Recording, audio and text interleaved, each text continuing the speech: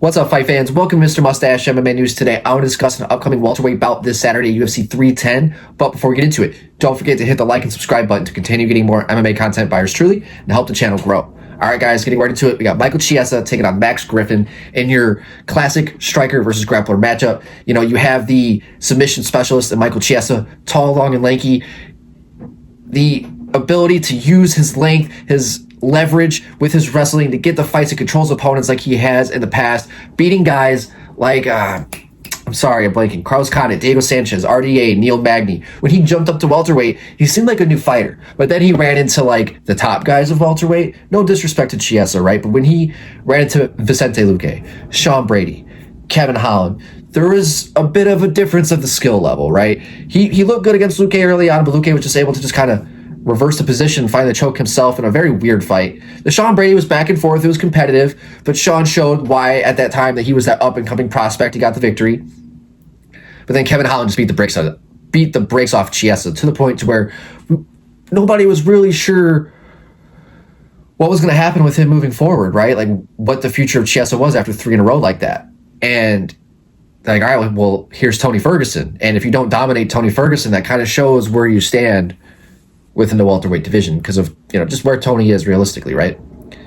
Well, passed the test exactly how he should have. First round submission.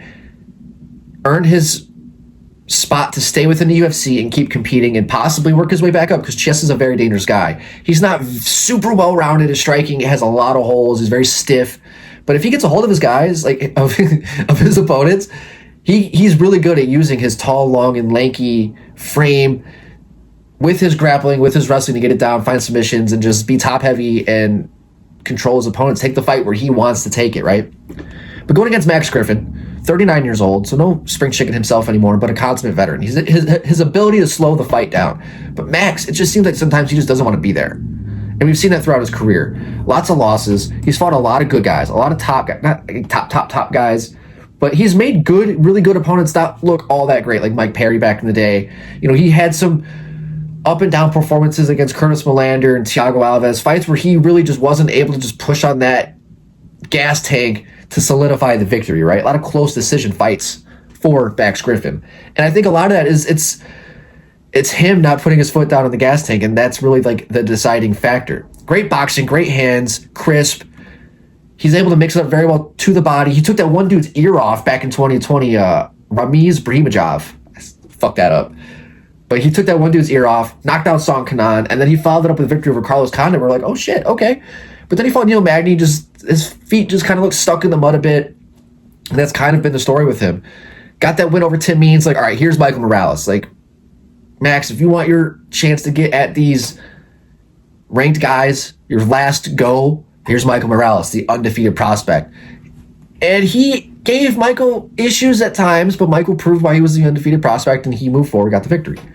Now again, beat Jeremiah Wells in his last fight, the heavy-handed guy, but in a fight where just, you know, it seemed like Max was just doing enough to get the job done. And against a guy like Michael Chiesa, that's not going to work because Chiesa's going to, if he gets a hold of you, it's going to be a long night for Max Griffin. But it's all about Max being able to use his striking and being able to just make Chiesa pay every time he engages in these grappling exchanges, you know, threatening the guillotines, like when he tries to go for these takedowns, make him pay, make it dirty, throw some dirty boxing up in there, get into the clinch exchanges. And that's where I can see Max finding a lot of success against Chiesa, but he can't let Chiesa get off. He cannot let Chiesa get off because if Michael gets this to the ground, it's going to be a long night for Max Griffin. He's going to get controlled.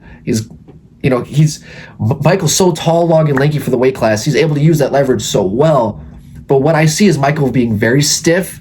His ability to close the distance sometimes isn't so great, and Max can capitalize in those moments. I just don't know if he will. So I think that if Michael can get a hold of him, I think it'll be Michael Chiesa getting his hand raised. But if Max shows up with a fire under his ass and like he wants to be out there, like he wants to be in a fight, I can see a lot of things going for Max Griffin's way as well. So I don't know if I'm going to pick a winner. I like both guys. But that's the scenario for you. I'd love to hear your guys' thoughts. What do you guys think? Chiesa, Max Griffin, what's your guys' thoughts? Guys, that's it for today. Mr. Mustache, MMA News out. Let's fucking go, fight fans.